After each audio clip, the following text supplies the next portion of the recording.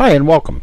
In this video we're going to briefly summarize the course that we're about to enter into and talk about some of these things that we talked about in the welcome video in a little bit more detail.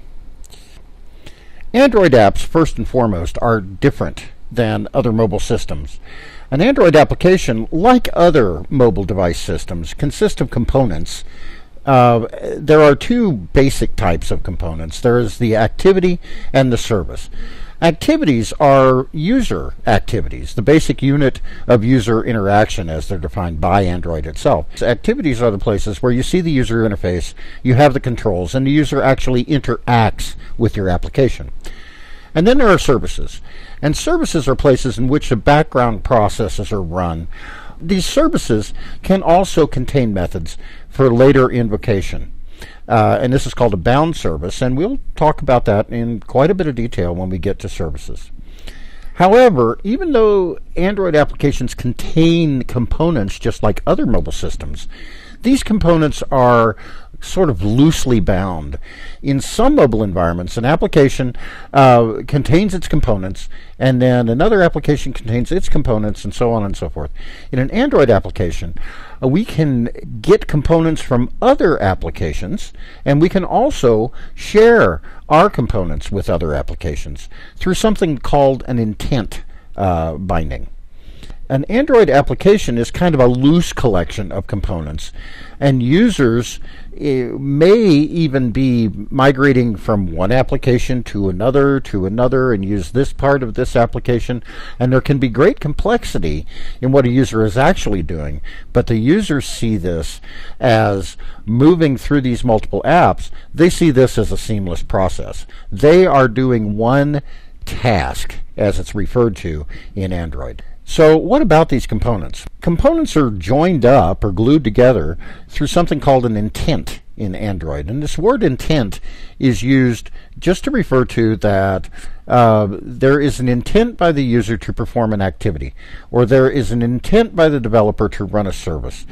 An intent invokes an activity or a service, but it can also carry data to be used by that activity or service that it invokes.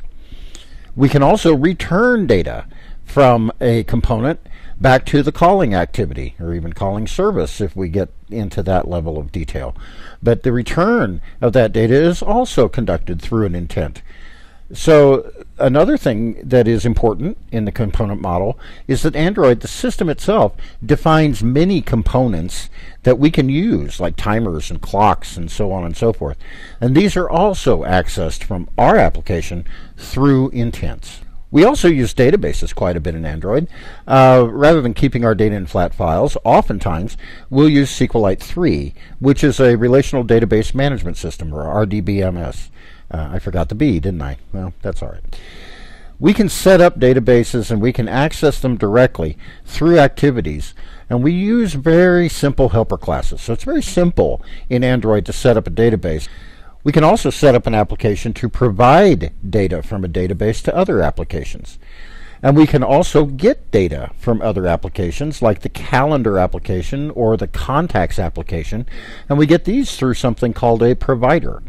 And in more advanced usage in our own applications, we can write providers to provide data to other applications. In modern mobile app development, it is extremely important to be able to play audio and video and to get these files and move them around.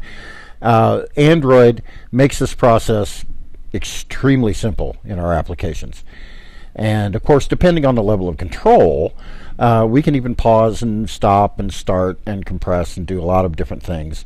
We have a variety of classes in Android that are defined, of course, using Java to choose from to do audio and video playback. Android allows access to the Google Play Store from within applications, and that would allow in-app purchase for updates for your own apps. We can even access the Google Play Store in a general way. Now, in this course, we're going to be talking about Google Play in the context of, as a developer, how do I get my app up to the App Store, and how do I monetize it, and how do I make a page that users will see so that it is enticing to them for them to download and actually, of course, pay for my application. As we get started with the course, I would begin with the installation video, which is, of course, how to install the Android development environment. Work through the examples in each unit, and especially pay attention to the Hello World example, because the Hello World example is going to be your entry into starting with activities. And as you're looking at these examples, don't be afraid to change things. Get into the code, dig around, and make it your own. Experiment. That is often the best way to learn. If it blows up, you didn't blow up the world. You just blew up your code. Fix it. And by doing that and iterating through that process, you will learn more about this than I can ever teach you. As you experiment, remember that classes, each class, you should confine that to one idea or one task or one basic concept. And don't be afraid to have a lot of classes in your application. The only problem can happen, of course, when you have too few classes that are doing too much work. And also, abundantly keep the user in mind. Make the app simple to use, no matter how, in fact, complex it is.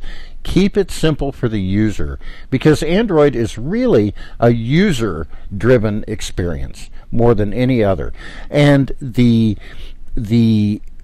process of developing for Android keeps the user focus in mind. This is why the components are loosely bound in applications. So as you're developing, keep that user in mind. And how is the user going to not only use components of your application, but services provided by the Android system itself? What do they want to do as they're working through the process of learning your application? Thank you very much.